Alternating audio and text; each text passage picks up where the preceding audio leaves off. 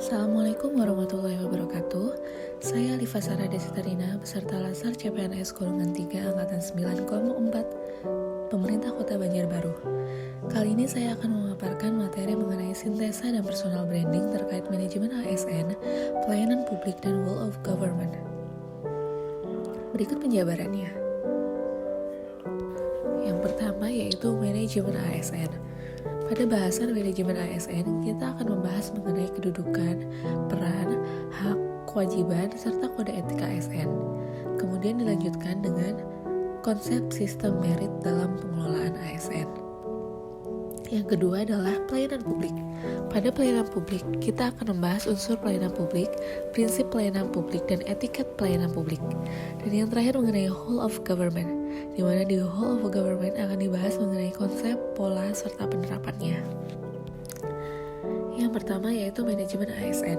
Manajemen ASN adalah sistem pengelolaan ASN untuk menghasilkan pegawai ASN yang profesional, memiliki nilai dasar, etika profesi, bebas dari intervensi politik, serta bersih dari praktik KKN. ASN sendiri berkedudukan sebagai aparatur negara yang menjalankan kebijakan yang ditetapkan oleh pimpinan instansi pemerintah, serta harus bebas dari pengaruh dan intervensi semua golongan maupun kepartaian. Untuk menjalankan kedudukannya tersebut, maka pegawai ASN mempunyai peran sebagai 1. Pelaksana kebijakan publik, 2. Pelayan publik, dan 3. Perekat dan pemersatu bangsa. Selain itu, ASN juga mendapatkan hak dan menjalankan kewajiban sesuai dengan tugas dan tanggung jawabnya. Hal tersebut tercantum dalam Undang-Undang Nomor 5 Tahun 2014 tentang Aparatur Sipil Negara.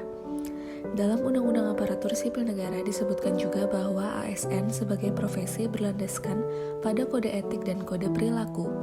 Kode etik dan kode perilaku ASN bertujuan untuk menjaga martabat dan kehormatan ASN.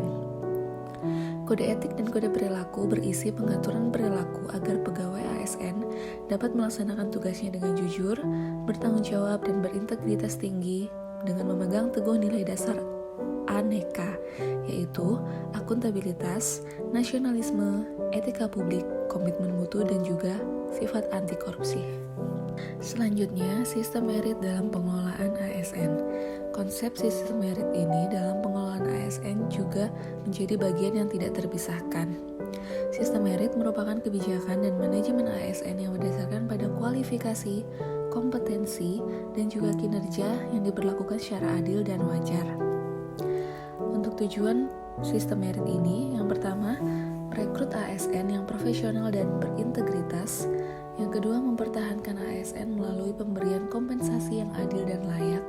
Yang ketiga, mengembangkan kemampuan ASN melalui bimbingan dan diklat.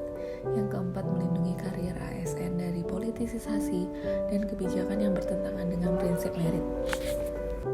Selanjutnya ada pelayanan publik. Pelayanan publik meliputi unsur pelayanan publik, yang kedua prinsip pelayanan publik, dan yang ketiga etiket pelayanan publik. Pelayanan publik ini merupakan rangkaian kegiatan dalam rangka pemenuhan kebutuhan pelayanan sesuai dengan peraturan perundang-undangan atas barang dan jasa yang disediakan oleh penyelenggara pelayanan publik, yaitu penyelenggara layanan, penerima layanan, dan kepuasan layanan. Yang selanjutnya ada prinsip pelayanan publik.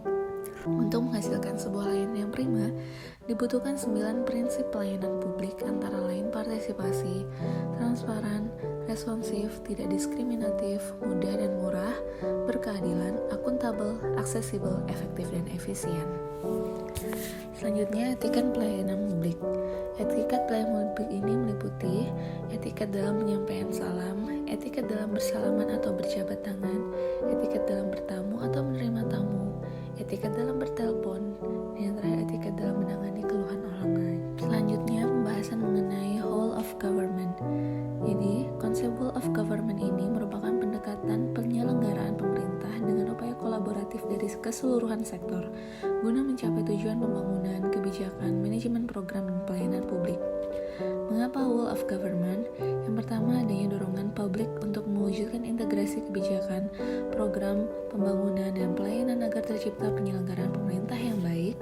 Kedua, fenomena ketimpangan kapasitas sektoral akibat dari nuansa kompetisi antar sektor. Yang ketiga, keberagaman latar belakang, yaitu adanya beragaman nilai dan budaya adat istiadat yang mendorong potensi disintegrasinya bangsa.